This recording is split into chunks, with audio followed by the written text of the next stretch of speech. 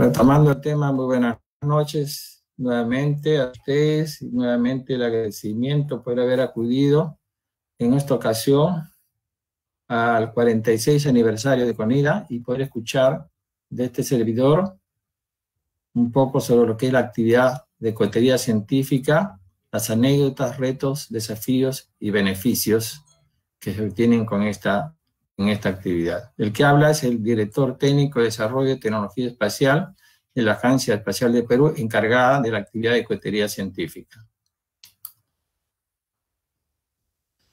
Como les mencionaba anteriormente, la actividad de la cohetería mundial en general empieza en el siglo XVIII, con grandes pensadores, perdón, el siglo XIX, con grandes pensadores como Tsiolkovsky, el ruso, Ober, el alemán, Goddard, el estadounidense, y un peruano, Pedro Polemo Tajo, que lo pueden ver ahí.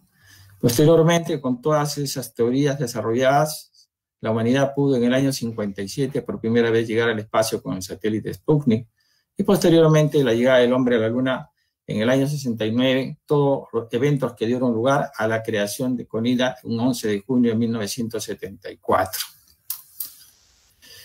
Desde la creación de CONIDA, en el año 74 hasta el año 83, la actividad principal que se desarrolló fue la actividad de cohetería científica, una actividad preparada por NASA principalmente, y con la participación del Instituto Max Planck de Alemania, universidades norteamericanas, y en alguna oportunidad también hicimos un lanzamiento con un cohete Castor argentino. Todas estas actividades evidentemente fueron excelentes, pero el papel que le tocó desempeñar a CONIDA fue básicamente un papel logístico, o sea, de apoyo. No participamos. Pero el hecho de estar en esa actividad despertó el interés científico de muchos de los que asistimos en esa época. Yo tuve la oportunidad de estar en este último lanzamiento en el año 83 con NASA.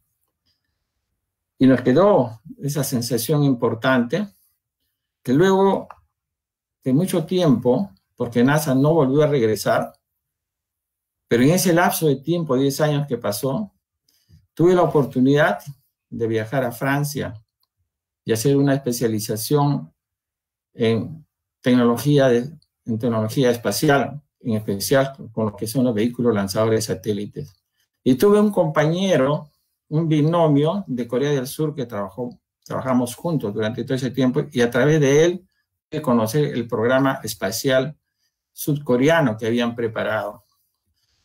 Evidentemente, de ese programa, con toda la experiencia y conocimientos adquiridos, preparé uno adecuado para el Perú y lo expuse en el directorio de CONIDA allá en el año 91.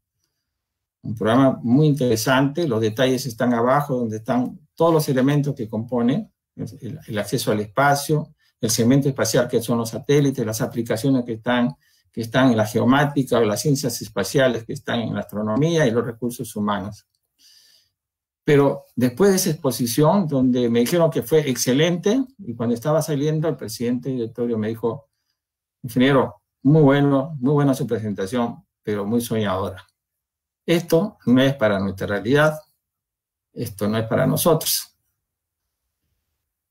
Pude haberme desilusionado, pero evidentemente ahí nosotros mantenemos pues el coraje, y solamente solicité que se me permita seguir trabajando en los temas que yo pudiera encontrar viabilidad.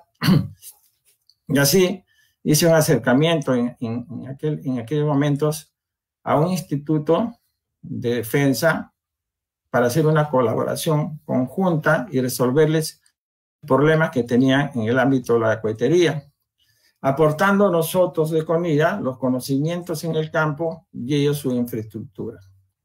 Así desarrollamos una serie de soluciones que le llegamos a ellos, pero que a nosotros nos permitía progresivamente en el tiempo ir formando recursos humanos, porque no había recursos humanos. Aquí en el Perú no se forman especialistas en cohetería en el ámbito espacial, había que irlo formando. Y en ese lapso de tiempo fuimos formando, y nosotros pudimos finalmente, en el año 2003, lograr el desarrollo de un cohete que llegó a 20 kilómetros de alcance en distancia horizontal. Fue la culminación de esa época. Pero para poder lograr eso, ya habíamos formado un recurso humano, como ustedes lo pueden ver ahí, un recurso humano, que inclusive tuvimos un mes de asesoría de un doctor ruso que estaba en la Universidad de Ingeniería y que lo pudimos traer para que nos asesoren ese mes, en dos años consecutivos. Nos ayudó a ajustar el programa que estábamos haciendo. Ese grupo humano que se formó en ese lapso de tiempo hablaba 5 idiomas, porque habían muchachos que habían venido de Rusia, que habían venido de Francia, que habían venido de Alemania. Obviamente se hablaba inglés, se hablaba español, 5 idiomas extraordinarios. Muchos de ellos hoy día ya no están, son doctores, algunos están trabajando en centros de investigación en España, otros han regresado, están con su doctorado hoy día, otros están trabajando en la aviación comercial, como inspectores de aviación comercial, y otros se han especializado muy fuertemente. De ellos ya no quedan todos, pero todavía hay otro grupo humano que sigue trabajando. Pero bueno, pasado eso y con esas capacidades de recursos humanos y con equipamiento, nosotros en el año 2004 ya pudimos volcar a lo que es la actividad de cohetería científica de manera específica. ¿Y cuándo se da? Se da cuando en el año 2004, con ocasión del 30 aniversario de CONIDA, hacemos una videoconferencia dentro de la Embajada de los Estados Unidos con el astronauta Noriega, un astronauta peruano. Y tenemos la conversación donde participa pues uno de los científicos más connotados de Perú, como es el doctor Ronald Goodman, entonces presidente del Instituto Geofísico del Perú y el jefe de CONIDA. Ahí el coronel Jorge Chávez Cateriano y el representante de Estados Unidos, el representante técnico. Y en la conversación que tuvimos con Noriega salió y se nos planteó un desafío. ¿Por qué no trabajan ustedes y tratan de llegar al espacio con sus propios medios y desarrollar ustedes su propio cohete y puedan llegar al espacio, llegar a los 100 kilómetros de altura? Asumimos ese reto, un reto que realmente era impresionante en ese momento. Y decidimos seguir para adelante y todos apoyamos esa dirección. Pero en ese lapso de tiempo, en el año 2005, y acá quiero hacer un acápite a lo que es la actividad de cohetería. En el año 2005 nosotros también veníamos trabajando dentro del área de cohetería un programa satelital que le permitiera al Perú aprovechar lo que es la tecnología de satélites de observación de la Tierra. Entonces, para ello nosotros en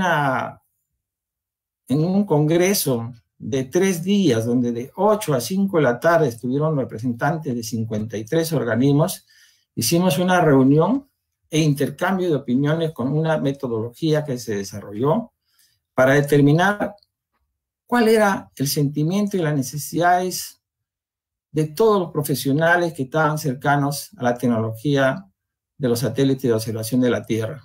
Y ahí se establecieron 3 puntos claves, ¿no? El primero fue que había un limitado acceso a las imágenes satelitales. Era contundente. Y el segundo era de que no había recursos humanos capacitados en número suficiente para explotar esas imágenes satelitales. Y el tercero era que los jefes de organismos, o sea, los decisores, desconocían de esta tecnología. Entonces, esos fueron los 3 componentes. O sea, el recurso tecnológico, la capacitación y la difusión. Nosotros después de este congreso lo trabajamos y obtuvimos el perfil del proyecto que fue aprobado por la PCM. Evidentemente había que seguir desarrollando más, ya estaba superando nuestras capacidades, y buscamos la cooperación internacional y de la hermana República de España recibimos una donación y un apoyo, y una empresa española trabajó con nosotros las etapas siguientes. Y cuando llegó la empresa, identificó claramente que lo que nosotros habíamos indicado estaba perfecto, y lo que hicieron ellos fue perfeccionar ese trabajo. perfeccionarlo hasta concluirlo, y trabajo que concluimos a través del tiempo y lo terminamos en el año 2010. En el 2010 estuvo un poco detenido, pero luego lo retomamos, lo reactualizamos y en el 2013 se consiguió la viabilidad del proyecto. Proyecto que luego de su viabilidad hubo todo un proceso para la adjudicación y finalmente en el 2014 fue adjudicado a la empresa francesa Airbus, y que finalmente un 15 de septiembre del año 2016 en Kourou fue lanzado nuestro satélite PeruSat, permitiendo que el Perú ingrese a la era espacial de manera efectiva. Es un hecho realmente histórico, realmente histórico. Lástima que no tuvo la cobertura que debió haber tenido, como he visto yo en otros lugares.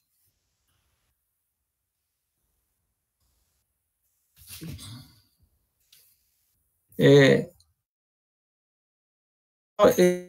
tan importante este proyecto porque nosotros lo visualizamos que era de desarrollo a la tecnología satelital. Precisamente este proyecto nos permitió luego tener la planta de propelentes que les voy a mostrar más adelante, tener el observatorio astronómico que tenemos en Moquegua y tener una planta de instrumentación para prueba de satélites e instrumentos que le voy a mostrar más adelante. O sea, fue una palanca realmente que fue muy bien aprovechada en su momento por las personas que en su momento estuvieron ocupando los cargos. Pero vamos a regresar al tema del proyecto Paulet. Nosotros les he comentado que para desarrollar la tecnología satelital hemos tenido cooperación internacional y fue abierta y llegaron muy bien.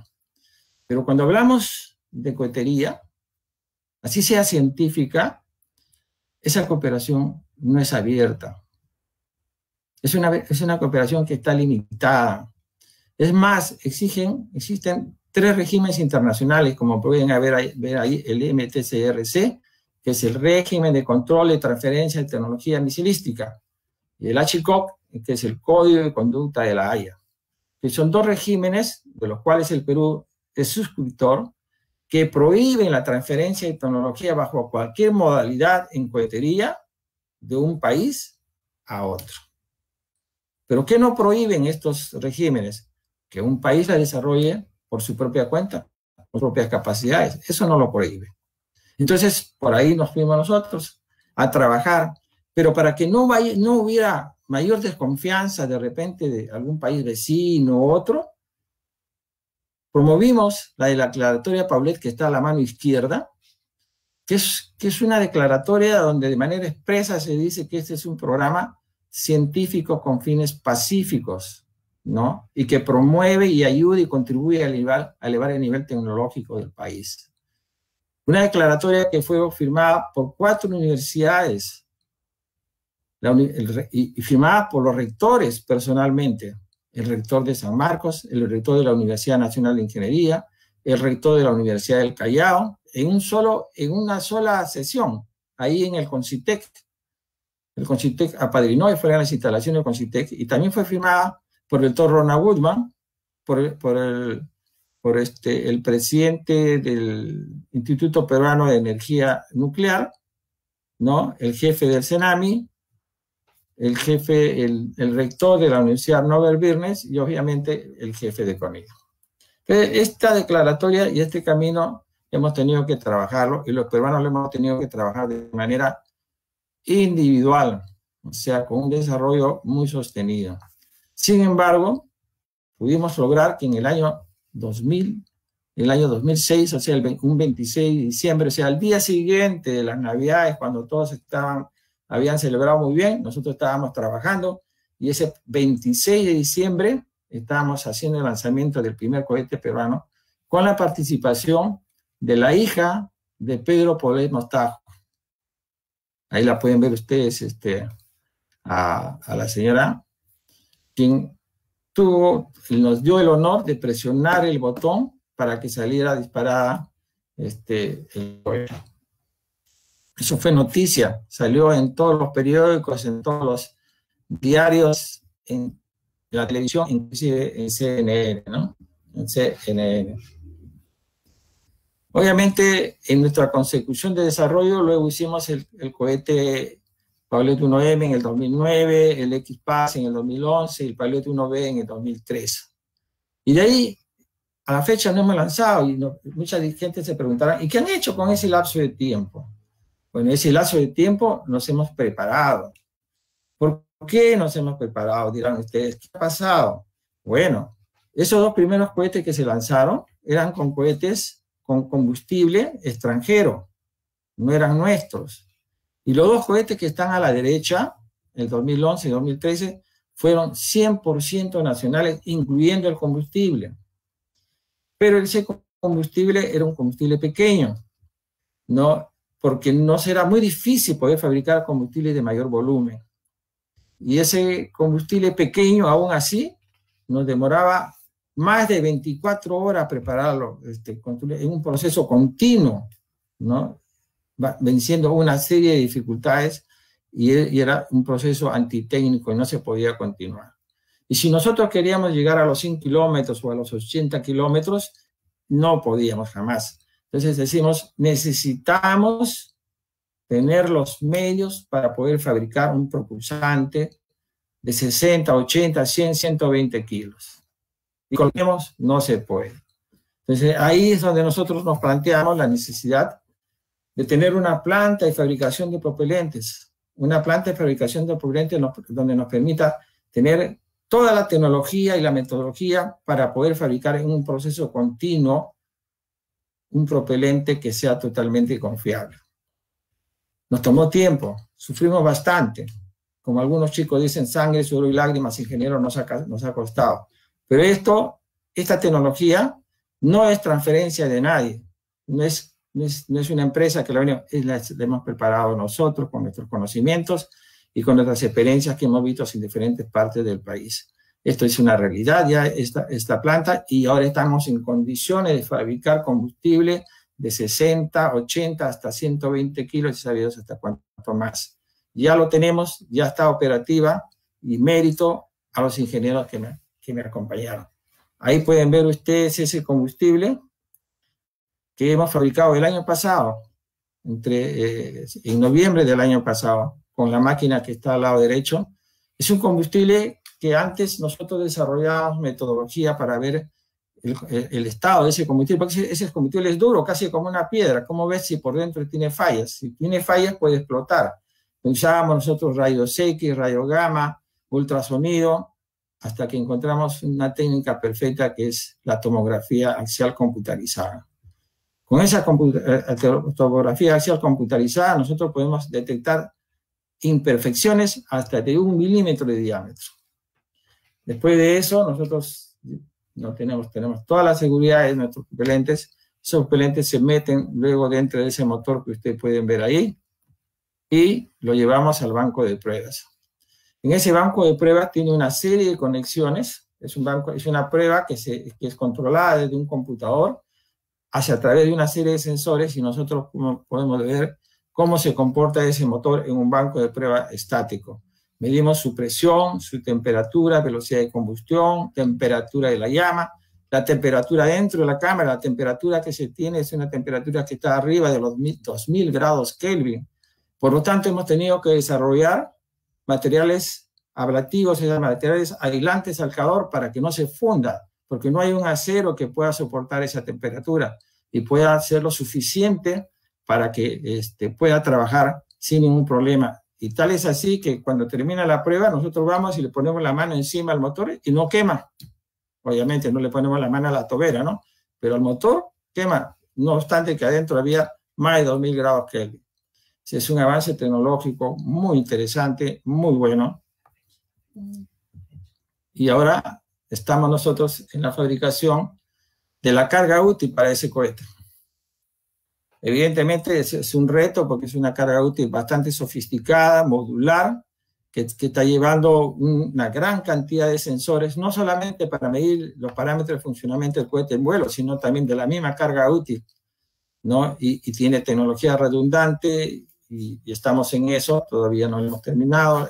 Este coronavirus realmente nos ha detenido en el trabajo. Los muchachos que están en esto son muy, muy jóvenes, son muchachos que recién están empezando, no son como el área de cohetería, que ya están muy expertos en el tema, pero sí dominan su conocimiento y he podido percibir que se entregan y se dedican mucho a ello. Yo me siento feliz por ello porque sé que ellos lo van a continuar este programa. Una vez que esta carga útil esté terminada, vamos a tener que someter a los esfuerzos que va a sufrir esa carga útil en el cohete, a las aceleraciones, a los cambios de temperatura, a las vibraciones. Y adelantándonos a eso, nosotros con una proyección que le dije a raíz del satélite, pudimos adquirir estas máquinas. Esta máquina que ustedes ven ahí es una cámara climática, ¿no?, de generación de microclimas, que va desde menos 90 grados hasta 180 grados centígrados. Lo podemos regular. Y al costado tiene una plataforma de vibración que puede vibrar a diferentes G, ¿no? A diferentes G, tanto en vertical como en horizontal, ¿no? Es una máquina. Y estas máquinas, yo les he visto cuando estaba en Europa, son las mismas que utilizan los grandes satélites, solo que este es en pequeño.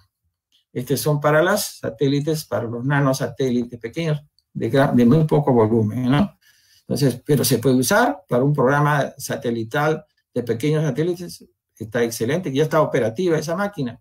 La que tenemos al lado derecho, esta cámara para pruebas gigroscópicas, es una mesa giratoria a altas velocidades que permite generar aceleraciones centrífugas de muy altas, incluyendo, se puede llegar creo que hasta los 100 G, ¿no? Giran hasta 1800 grados por segundo, ¿no? Su volumen no es muy grande y permite someter cargas de hasta 22 kilos, ¿no? Y con ello estamos simulando los esfuerzos de gravedades que va a tener ese equipo cuando esté saliendo con el cohete, ¿no? Entonces es un buen apoyo, una buena ayuda para cualquier desarrollo. Si eso pasa, si esa carga útil pasa por todas esas etapas, entonces cuando salga el cohete, vamos a poder identificar con esa carga útil, porque en tiempo real, a través de un sistema de telemetría, va a estar enviando información a tierra en la etapa de propulsante, o sea, en la etapa propulsado es la etapa donde el combustible se está quemando y la aceleración se está incrementando. Luego viene el vuelo balístico, ¿no?, donde ya no es la parte propulsada, y luego cuando desciende hacia el mar. Pero todos esos parámetros, todos esos sensores que están adentro, la carga útil me lo va a enviar a tierra y un receptor lo va a captar y va a permitir procesarse posteriormente y saber cuál ha sido la aceleración máxima que se ha alcanzado con ese cohete, a qué velocidad ha estado girando, a qué velocidad ha alcanzado, cuál ha sido la altura máxima en el apogeo, cuáles han sido sus velocidades en el descenso, cuáles han sido sus esfuerzos, o sea, una serie de parámetros, cuál ha sido la temperatura interna dentro del cohete, en la parte donde está la carga útil y todas esas cosas.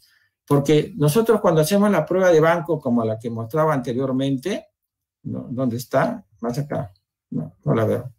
Donde está la prueba de banco, en esta prueba de banco los ingenieros antes de la prueba ya han elaborado una serie de modelos donde hacen una predicción cómo se va a comportar ese motor.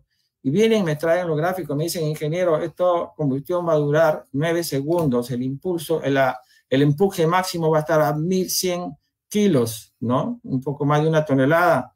La temperatura es que se va a alcanzar esto, o sea, dan toda una información de lo que va a acontecer. Y luego, obviamente, como está en tierra, tenemos los datos, nosotros hacemos una verificación de esa información y corregimos los modelos que actualmente funcionan muy perfecto, casi no hay variaciones, menos del 5% de variación. Pero en el vuelo no tenemos, entonces esta información sí nos va a permitir asegurar esa data y esas proyecciones que se hacen en tierra y nos va a permitir llevar. Eso nos va a permitir que próximamente, una vez culminado todo eso, podamos lanzar el cohete 1C, ¿no? Que esperamos, como los anteriores, exitosos, sea un proyecto exitoso. Pero no quiero terminar, y quiero los últimos minutos dedicarle algunas anécdotas que son importantísimas que se conozcan.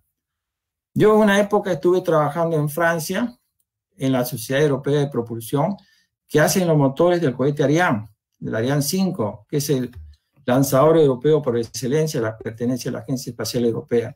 Y en ese lugar se hacen esos motores y se prueban en sus bancos de ensayos que están ahí a la izquierda. Son motores de combustible líquido, evidentemente, ¿no? Oxígeno, hidrógeno, criogénico. Pero esa zona de lanzamiento es casi del tamaño de San Isidro, o un poco más de la mitad de San Isidro. Y uno se desplaza por vehículos. Y un día desplazándome por ahí, encontré unas instalaciones del tamaño de una manzana, pero que no había actividad dentro de ella. Y así que un día le pregunté a uno de los franceses, Monsieur, le dije, ¿qué es lo que hay? ¿Para qué lo tienen? Y él me respondió, Monsieur, me dice, ese es nuestro museo. ¿Su museo? Le digo, sí, porque estas instalaciones que usted ve, era lo que nosotros trabajamos cuando trabajábamos solos. Antes que el general Charles de Gaulle, entonces presidente de la República, decidiera que la Francia ingrese al programa espacial europeo de manera contundente, porque hasta antes habían dudas, pero en ese momento él tomó la decisión y Francia entró al programa europeo. Y hoy día Francia es la potencia más importante en Europa en el tema espacial. Es que tan importante esa decisión. Pero también quiero mostrarles otra anécdota más abajo, el programa espacial chino. Yo en varias oportunidades, por cuestiones de trabajo, he tenido que viajar a China y siempre vinculado al tema espacial. Y en una oportunidad me permitieron visitar un museo vinculado a la actividad espacial, pero para ingresar te quitan las cámaras. Todo lo que pueda hacer, no se permite ni cámara fotográfica, ni filmadora, ni nada. Y entras. Y entré, interesante. Pude ver sus primeros trabajos con satélites de observación de la Tierra, con satélites de comunicaciones, así, ¿no? Hasta que en una de esas entro a una habitación bastante grande, pero que no había nada. Y mirando al fondo, en toda la pared, en la magnitud de la pared, había una fotografía. ¿Y qué fotografía era? La fotografía era un cohete sonda sobre una mesa. ¿Y quién había detrás de ese cohete sonda? Apoyado con las manos sobre el cohete así, Mao Tse-tung. O sea, la primera autoridad china apadrinando el programa espacial chino. 1963, porque así lo decían. 45 años después, China hace su primera caminata extraorbital en el espacio. Qué tan importantes son las decisiones en un momento determinado e empujan a un país al desarrollo.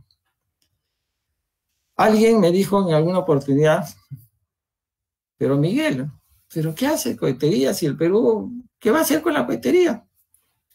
Si hay necesidades en otros sitios. Yo dije, pues tiene razón, ¿no? Y ahora con el coronavirus, más aún, ¿no? O sea, vamos a gastar.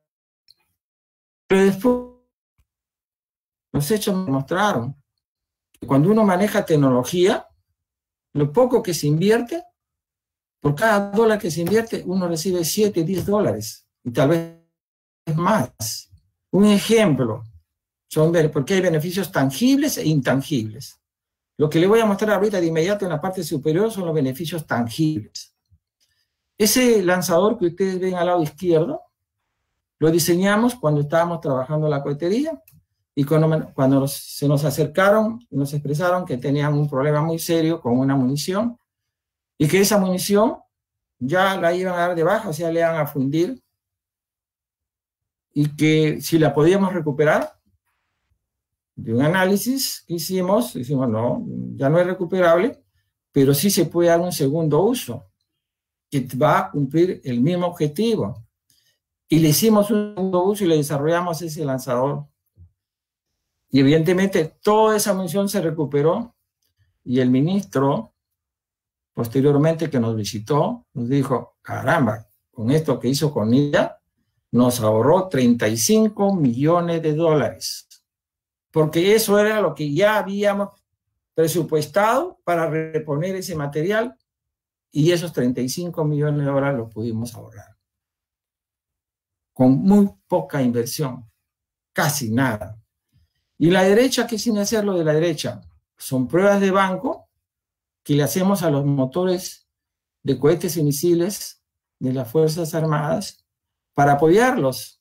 ¿Por qué? Porque muchos de esos misiles o cohetes tienen un tiempo de vida que el fabricante le da por fábrica, le dice, mira, tiempo de vida de 5 años o de 10 años y después ya no sirve y hay que botarlo. Pero nosotros luego lo analizamos, hacemos la prueba de banco y demostramos que muchos de ellos todavía están operativos y se puede extender 5 años más. Nosotros hemos calculado que en esas extensiones y en esos trabajos que le vendimos brindando en los últimos 17 años, se deben haber ahorrado más de 30 millones de dólares. Más de 30 millones de dólares. Es más, en una prueba que hicimos nosotros de un material, nos contaron que una empresa extranjera se ofrecía a realizar esa prueba, pero en su país y había que llevarle la prueba allá y cobraba 450,000 dólares. Y nosotros lo hicimos en Perú por menos de 10,000 soles, con los mismos resultados. Son pruebas tangibles. Además de muchas otras cosas que les puedo contar, ¿no? Los desarrollos tecnológicos y todo eso. Pero vayamos más allá, las pruebas intangibles. Lo que ustedes ven hacia abajo, a la mano derecha, inferior, son todos los campos que se pueden investigar. Tenemos nosotros problemas de ozono, tenemos problemas en la mesósfera. Sobre el Perú pasa el electrochorro ecuatorial, que es una franja de corriente de alta concentración de electrones de un ancho de 300 kilómetros por 100 kilómetros, 100 kilómetros de altura, que se debe de estudiar y se debe conocer, porque yo pienso que es una fuente natural de energía inagotable, en que en el futuro la humanidad ha de apoyarlo, y muchos otros fenómenos, y eso solamente se hace con cohetes. Y esos son fenómenos naturales que se dan sobre el territorio peruano, no se dan en el hemisferio norte, se dan en el hemisferio sur. Por eso el interés muchas veces de los norteamericanos y los alemanes, venir acá y hacer las pruebas acá, porque ese laboratorio no lo tienen ellos, eso está aquí en Perú, y eso nos acompaña. Esos son los beneficios de la tecnología, de manejar tecnología. La tecnología devuelve muy rápido lo poco que inviertes. Y como un ejemplo final, que quiero que tengan ustedes la paciencia, y les agradezco la paciencia, quiero mencionar al señor Joseph Leyet, un ingeniero aeronáutico que conocí, norteamericano, que participó en el programa Apolo con que el hombre llegó a la Luna. Este señor desarrolló todas las técnicas y toda la tecnología de los sistemas de navegación para que con seguridad llegara la nave a la Luna, diera la vuelta y retornara a la Tierra. Todas esas tecnologías que desarrolló, cuando se canceló el programa Apolo, él fue a trabajar a la aviación comercial y muchas de esas técnicas fue trasladadas y aplicadas en la aviación comercial e hicieron que la aviación hoy día sea más segura. Evidentemente él en su momento, después pasó al retiro, ya no trabajaba ahí, pero siempre lo contrataban como perito de aviación cuando había accidentes. Hasta que un día se lo llevaron al juzgado porque una aseguradora lo denunció, porque se demostró que el señor no había seguido cursos de mantenimiento ni los cursos tales y tales. Y el juez le dijo, efectivo, ¿es cierto, señor Joseph, lo que está diciendo? Sí, señor, le dice, yo no sigo esos cursos. Pero entonces, ¿cómo usted es perito de aviación? Ves que yo no lo he seguido porque esos cursos los he escrito yo, esos protocolos los he escrito yo, se acabó el juicio. Eso es cuando una persona maneja tecnología. Entonces, pero antes de terminar, finalmente, quiero presentar al grupo de trabajo de la gente que me acompaña, ingenieros muy dedicados, que han entregado prácticamente su vida a este campo, porque este es un campo apasionante. Ingenieros como el ingeniero Pedro Villanueva, que está aquí, que lo estoy viendo, ¿no? Marcel no está, pero también es un compañero que nos acompaña, porque en esa época estaba haciendo su doctorado en el diseño de vehículos espaciales en China. La señorita Neri, que la pueden ver ahí, la única que trabaja con nosotros. La otra señorita ya no está, pero por lo menos Neri sí está, ¿no? Y ahí José Luis. Acá hay dos que ya no están con nosotros porque pasaron a apoyar al SENOIS y ahora se han integrado con el SENOIS y están trabajando allá y sé que lo deben estar haciendo muy bien. Entonces, así como ellos se forman grupos humanos. Es importante que este grupo humano se mantenga y perdure en el tiempo, porque podemos tener mucho equipamiento, podemos tener mucho presupuesto, pero si no tenemos el recurso humano, muy difícil que se pueda avanzar. Muchas gracias por toda su paciencia y su atención. Estoy para las preguntas. A ver quién. Acá voy a pasar a las preguntas. Los cohetes alcanzados por CONIDA no han sido muy altos, los que han ido verticalmente, obviamente, los que han ido con 63 grados. Los dos primeros sí estuvieron cerca de los 40 kilómetros, pero no fueron combustible nuestro, como les dije. En cambio, los dos posteriores fueron con combustible nuestro, solamente llegaron a los 20 kilómetros, porque no tenemos más combustible. O sea, cuanto más combustible le pones a un carro, tiene más oportunidad de llegar más lejos. Y eso es lo que ahora vamos a poder hacer con la nueva planta, ¿no? Y obviamente, uno de los motivos que lleva esta presentación es invitar a los estudiantes, ¿no? A los estudiantes a que se interesen en la actividad espacial. Es un campo hermoso, bello, que cuando te captura no te suelta, ¿no? Te suelta y te entrega a ellos plenamente. Con todo esto, señores, les agradezco muchísimo su atención y su paciencia por haber compartido conmigo un tiempo tan importante. Y los invito a continuar viendo y asistiendo a las conferencias por el aniversario de CONIDA. Mañana es nuestro día central y hay una excelente conferencia sobre el área de geomática. Muy buenas noches.